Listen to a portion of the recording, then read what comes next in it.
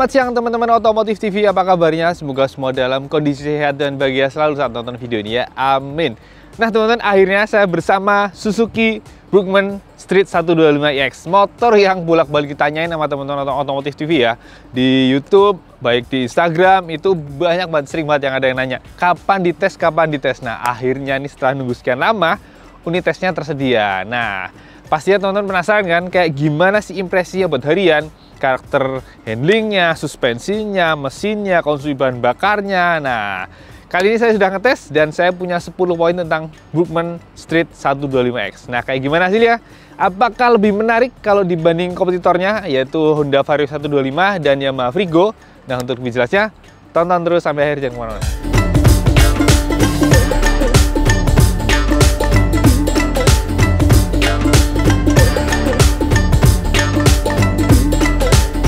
Oke, poin pertama saya mau ngomong tentang posisi berkendara ya, karena ini salah satu poin yang paling menyenangkan menurut saya ketika naik Brookman Street 125iX, terutama kalau dibanding Vario dan Frigo. Kenapa? Nih teman-teman, meski ini motor dimensinya nggak terlalu panjang ya, nggak sepanjang NMAX atau PCX ini, kalau secara wheelbase mirip-mirip Vario 125, tapi dia punya ruang yang sangat lega buat kaki dan tangan teman-teman.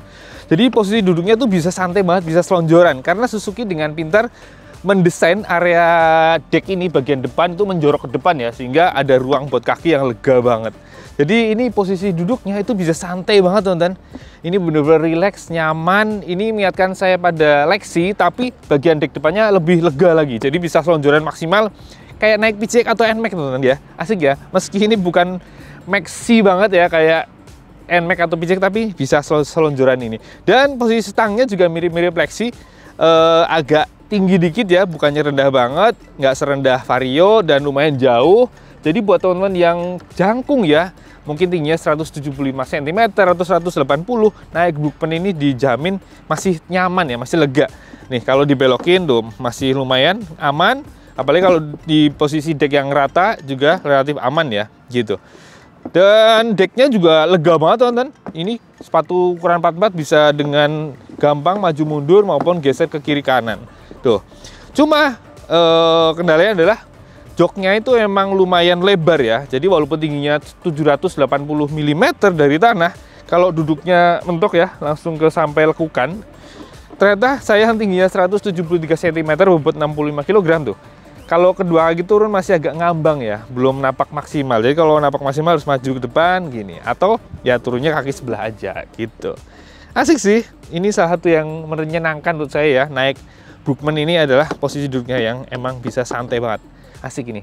Menurut saya ini salah satu poin kelebihan utama dibanding Vario maupun Frigo gitu.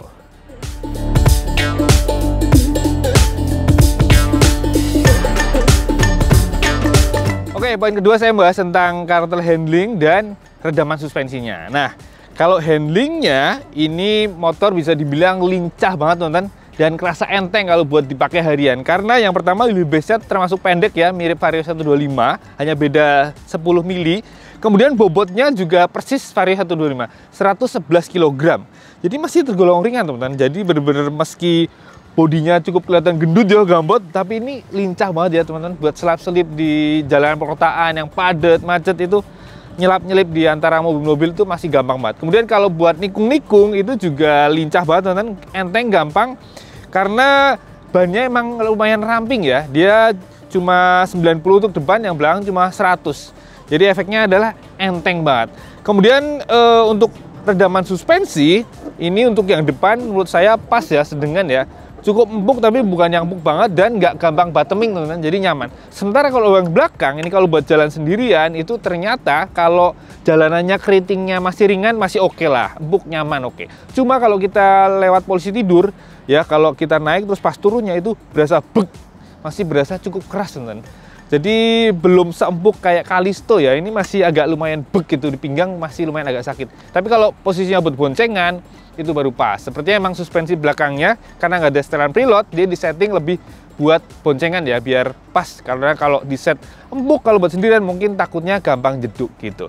Lalu catatan berikutnya adalah joknya teman-teman.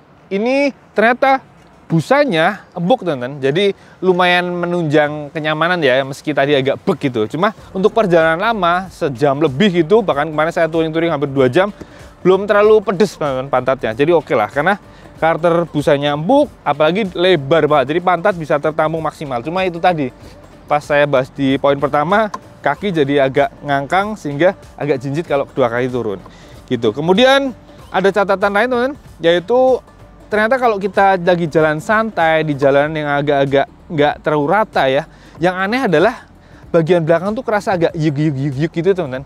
Nah kalau dianalisa, kemungkinan besar adalah efek dari engine mounting yang karetnya lumayan lembek ya, atau mungkin spellengnya agak gede ya.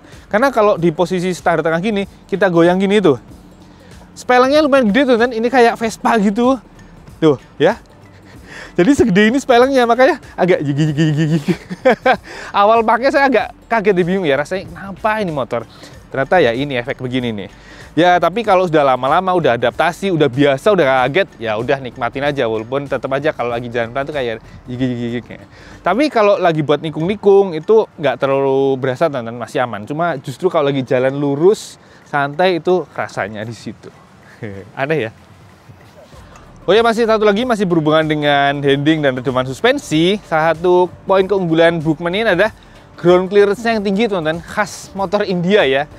Jadi ini tingginya mencapai 160 mili, persis dengan Callisto 125, sehingga efeknya walaupun kita pakai boncengan, lewat polisi tidur yang gendut-gendut itu nggak gasuk teman-teman, aman buat bawahnya. Beda kalau naik Vario atau Lexi ya, itu kalau ketemu polisi 23 ada stroke, kalau di Brookman itu aman.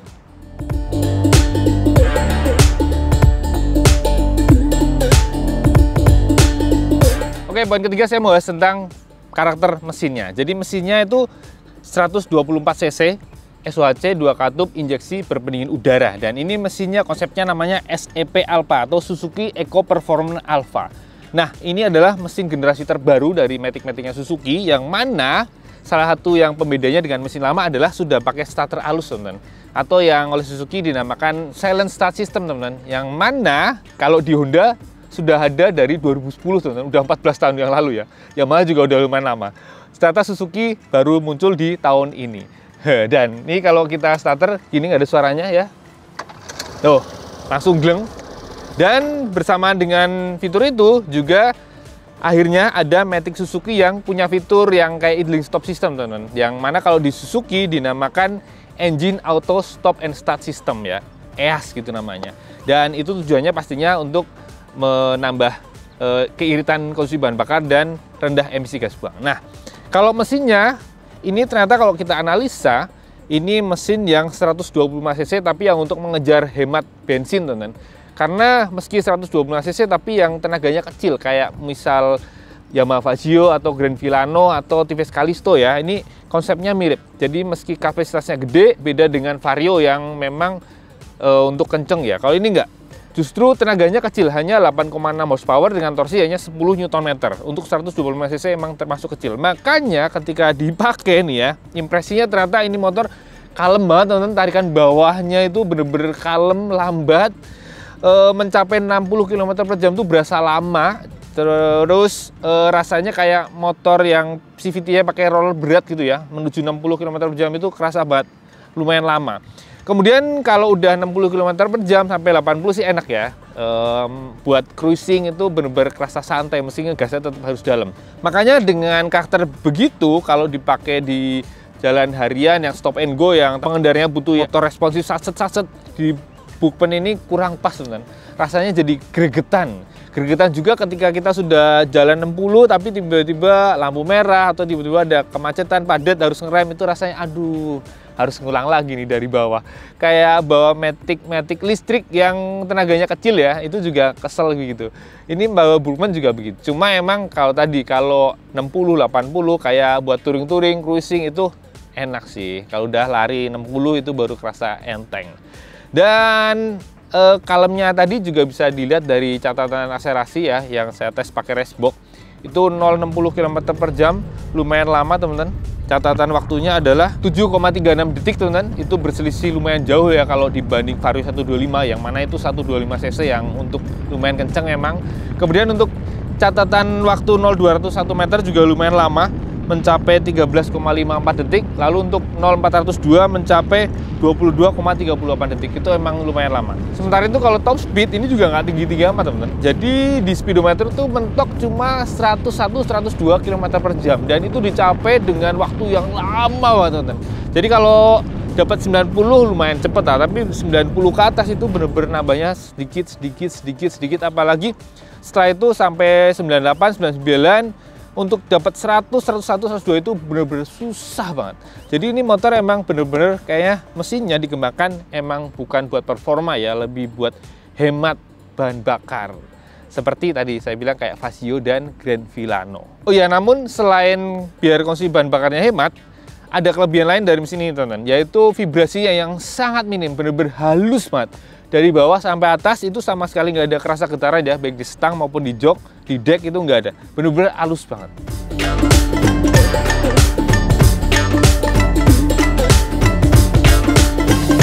Oke, poin keempat masih berhubungan dengan mesin. Saya mau bahas tentang konsumsi bahan bakarnya. Saya tadi udah bolak-balik bilang irit-irit, berapa sih dapatnya. Jadi saya udah tes dengan jarak sekitar hampir 200 km dan dipakai buat perjalanan harian ya, baik dalam kota, macet-macetan, agak merayap lancar, sampai ada touring-touring dikit ya. Saya kemarin ke arah Bogor, Rumpin, dan sekitarnya sana. Dan rata-ratanya ternyata dapat 49 km per liter, teman-teman. Memang tergolong irit ya, meski belum seirit Vario, Grand Vilano, atau Callisto ya. Tapi untuk 125 cc ini lumayan irit ya, karena lumayan jauh lebih irit dibanding Vario 125 atau Yamaha Frigo. Karena kedua motor ini hanya 41-42 km per liter. Kalau Hookman ternyata bisa 49 km per liter. Dan itu saja pakai bahan bakar RON 92 sesuai dengan rasio kompresinya yang 10,3:1, dan dengan kapasitas tangki yang lumayan besar ya, 5,5 liter. Jadi sekali isi bisa buat jalan sekitar 270 kilo. Lumayan jauh ya, mantap sih. Dan selama perjalanan fitur EAS ya, atau Engine Auto Stop Start sistemnya selalu saya aktifkan. Iya teman-teman, tadi saya belum ngomong tentang mesinnya satu lagi. Nah, di Brookman ini ternyata masih dikasih engkol, teman-teman. Jadi kalau aki lagi drop bisa ngengkol-ngengkol ya. Nih.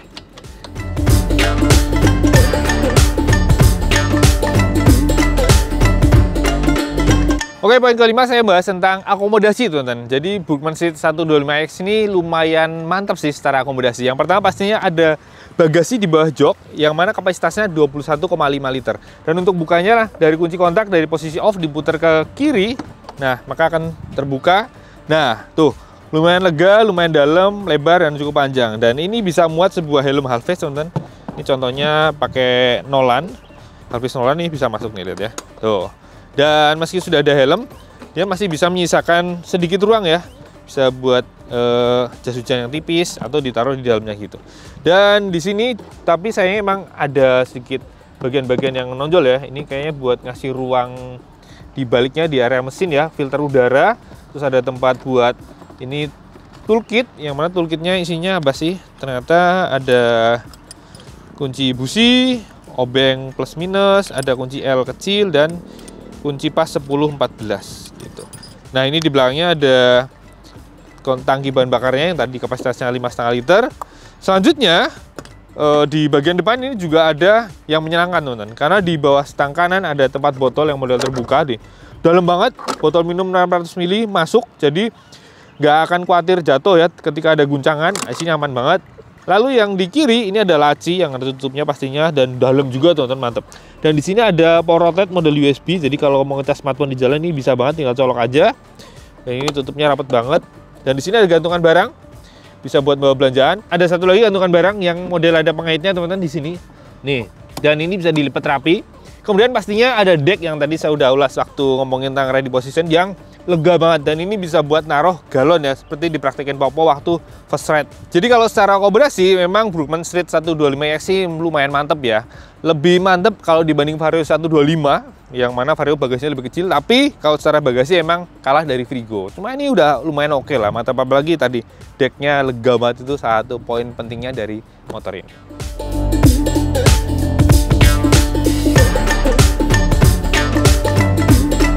Oke, poin ke-6 saya mau ngomongin tentang lampu-lampunya, teman. Jadi sorotnya kayak gimana sih? Nah, ternyata kalau buat dipakai jalan malam di tempat yang gelap, ini sorot lampunya untuk lampu dekatnya itu modelnya nggak terlalu lebar, tapi agak tebel gitu ya, agak tinggi gitu.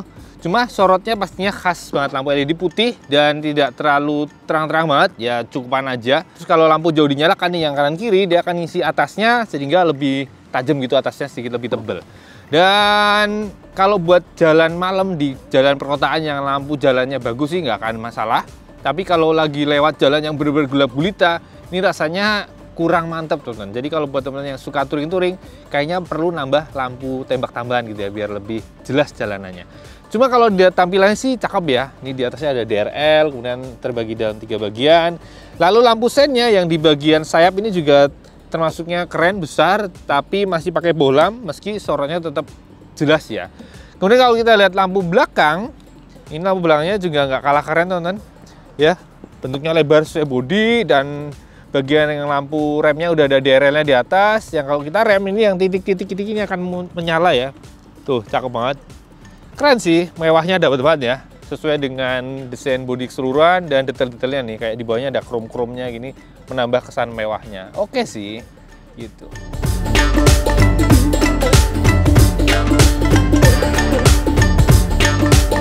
Oke, poin ke-7 saya mau ngomongin tentang speedometernya teman-teman. Yang mana secara tampilan sebenarnya mirip dengan keluarga GSX ya, tapi infonya pasti ada perbedaan. Nah, ini yang menarik adalah dia belum negatif display dan angka speedometernya gede banget teman-teman. Jadi mau siang mau malam ya, ini tetap angkanya jelas terlihat.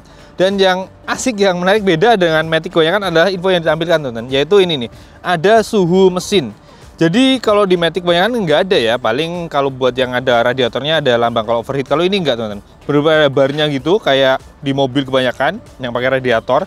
Ini padahal motor pakai pendingin udara ya, pakai kipas, tapi ada info suhu mesinnya nih. Nah, kita jadi tahu sudah suhu kerja atau belum. Jadi kalau udah suhu kerja itu ada 3 bar, dan kalau mungkin suatu saat overheat akan terpantau ya, misal 4 bar, 5 bar gitu. Jadi kita lebih waspada. Sisanya info-infonya di atas ada jam, kemudian ada fuel meter, ini speedometer tengah, lalu di sini ada odometer dan trip meter yang A dan B.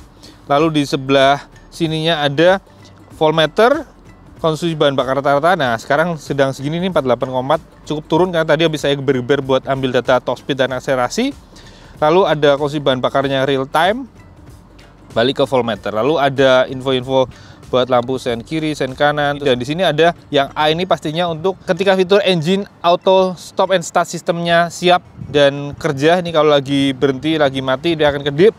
Lalu di sini nih ada info lampu yang menunjang kita biar bisa lebih hemat bahan bakar teman-teman. Karena ada ini eco indikator di sini nih, ada gambar daunnya gitu. Lalu ada buat lampu jauh dan cek engine di sini. Oh ya, di sini tadi peringatan kalau ada error gitu ya. Gitu teman-teman. Oke, lanjut kita lihat di belakangnya di area stang. Panel-panel saklarnya tergolong sederhana teman-teman.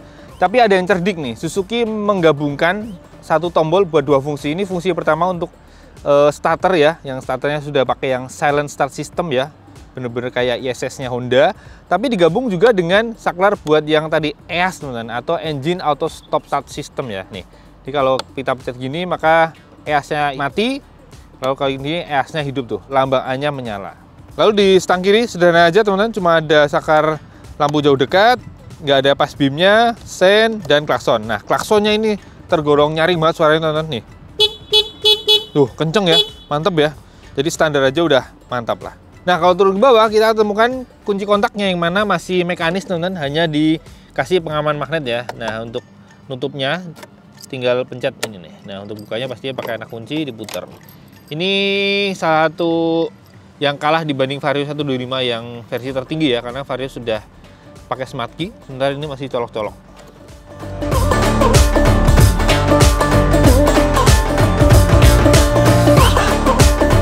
Oke, poin ke-8 saya mau ngomongin tentang rem teman-teman, kayak gimana sih performanya. Nah, jadi remnya untuk depan itu pakai cakram 190 mili, kalipernya 1 piston dari Nissin, sementara belakang remnya tromol 130 mili. Nah, ini kinerjanya sih empuk teman-teman pastinya, mungkin karena masih baru juga. Tapi untuk kepakemannya cukupan aja teman-teman. Ya sedengan lah, pas lah untuk laju motor yang nggak kenceng-kenceng amat ya. Jadi kinerjanya cukup banget. Cuma yang jadi catatan adalah sayangnya ini motor belum ada fitur parking brake lock teman-teman. Jadi kalau kita lagi berhenti di tanjakan atau turunan ya, jalan nggak rata gitu, kita mesti nahan tuas remnya biar motor tidak meluncur gitu. Itu sih. Jadi kayaknya kalau mau mantep sih emang perlu di-upgrade ya, gedein piringannya minimal ya, biar lebih ceksek gitu.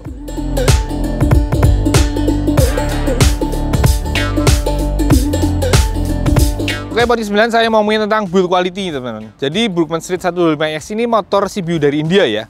Tapi walaupun buatan India, tapi standar build quality-nya beda dengan motor-motor India, teman. Ini standarnya kayak standar Jepang ya tetap ya, karena kelihatan lebih solid banget nih, kelihatan ya. Kelihatan kuat, padat, rapi. Nih, celah-celahnya tuh kelihatan sama gitu, nggak ada yang sebagian megar gitu ya, renggang gitu maksudnya. Tapi rapi sampai ke bawah-bawah nih. Itu kelihatan rapi banget dan kelihatan solid nih, pastinya kelihatan kuat, tebel. Terus ini buat tutup lacinya juga kelihatan kuat, solid, masangnya juga pas, mantep ya, krep gitu. Dek-deknya sini juga tuh kelihatan rapet, rapi. Oke sih, mantep sih. Tuh, sampai ke belakang, cat-catnya juga rapi banget. Lalu finishing komponen yang di chrome ini juga bagus banget. Lalu ini yang gampang ya, pijakan kaki belakang ini juga kliknya tuh mantep banget. Tuh. Ceteknya tuh mantep gitu, bukan yang kayaknya gampang sengkleh gitu ya. Sampai behel-behel ini juga rapi, bagus, kelihatan kuat. Mantep lah, sampai ke bawah ya, ke kayak ini Kickstarter, ini juga kelihatan bagus, finishingnya rapi, standar tengah juga ya, las-lasannya bukan yang kayak India yang biasa bleber-bleber, tai-tai las disisain. Ini tergolong cukup rapi ya. Jadi wajar ya, karena ini produk global yang dipasarkan untuk di banyak negara. Nah, tapi menurut saya kalau dilihat dari samping ya, misal ini masih tetap ada khas Indianya ya. Desainnya itu bener-bener masih India banget sih menurut saya. Matic India tuh khas gini ya, bodinya gambot, ukuran banyak kecil-kecil, meski ini sudah digedein disesuaikan dengan selera Indonesia ya. Ini ringnya 12-12 gitu, tapi tetap ukurannya masih kelihatan rapi. Jadi sebenarnya timpang dan bodi yang besar, tapi banyak kecil. Dan yang khas juga seperti tadi saya bilang, ground clearance tinggi. Jadi secara build quality bagus banget, tetap khas kayak Jepang. Tapi secara motor, secara keseluruhan memang masih tetap ada khas Indianya. Gitu.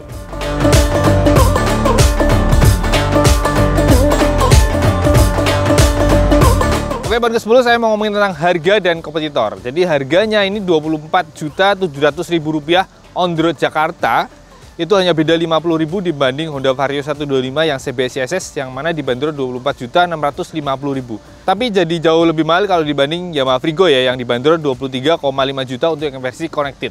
Tapi pastinya seperti tadi dibahas di awal, Brookman Street 125X ini menghadirkan salah satu keunggulan utama, yaitu posisi duduknya yang sangat ramah buat teman-teman yang jangkung-jangkung ya. Jadi kalau cari motor yang wheelbase-nya pendek tapi nyaman buat yang jangkung, ini salah satu pilihan menarik. Kemudian kelebihannya dibanding dua kompetitor tadi pastinya konsumsi bahan bakarnya irit-iritnya kayak Fazio atau Grand Vilano ya. Meski masih sedikit lebih boros, tapi kalau dibanding Vario dan Frigo ini jauh lebih irit. Kemudian build quality-nya mantep, akumulasi juga lumayan mantep. Secara handling lincah, cocok banget buat perjalanan dalam kota. Ya, jadi menurut saya ini jadi salah satu pilihan menarik ya di kelasnya. Cuma catatannya adalah karena ini produksi bio, dan kalau si bio seperti kita tahu ada batasan kuota impor dari pemerintah ya. Makanya yang masuk tuh unitnya masih terbatas, jadi harus sabar menanti inden lama. Saya harap sih semoga Suzuki Indonesia kepikiran untuk melakukan CKD ya, sehingga tidak ada batasan lagi jumlah unit yang masuk. Biar konsumen yang sudah tertarik ngidam, nginden, kepengen banget punya, nggak keburu capek ya. Siapa tahu udah pengen banget punya, tapi kalau kelamaan kan kadang-kadang ya udah jadi malas, akhirnya pindah ke motor lain, sayang. Jadi semoga aja di CKD, jangan CBU lah, biar unitnya bisa bebas banyak yang dipasarkan gitu.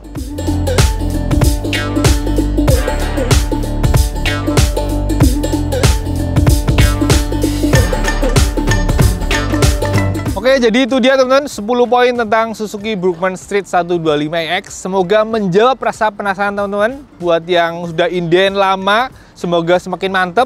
Buat yang masih tertarik, semoga semakin memantapkan diri untuk inden. Kemudian buat yang sudah dapat unitnya kan, sebagian karena udah dapat unitnya, ya selamat menikmati motornya ya. Karena emang lumayan ya, enak menurut saya. Sebagian besar oke lah, terutama tadi posisi pengendara, iritnya, fitur-fiturnya oke. Gitu. Terima kasih buat yang sudah menonton dari awal sampai akhir. Jangan lupa like, subscribe, komen, share, nyalakan juga tombol loncengnya. Dan jangan lupa follow juga kami Otomotif_TV. Kalau IG saya _otomotif. Oke, sampai jumpa di video berikutnya. Jangan lupa pakai helm kalau naik motor.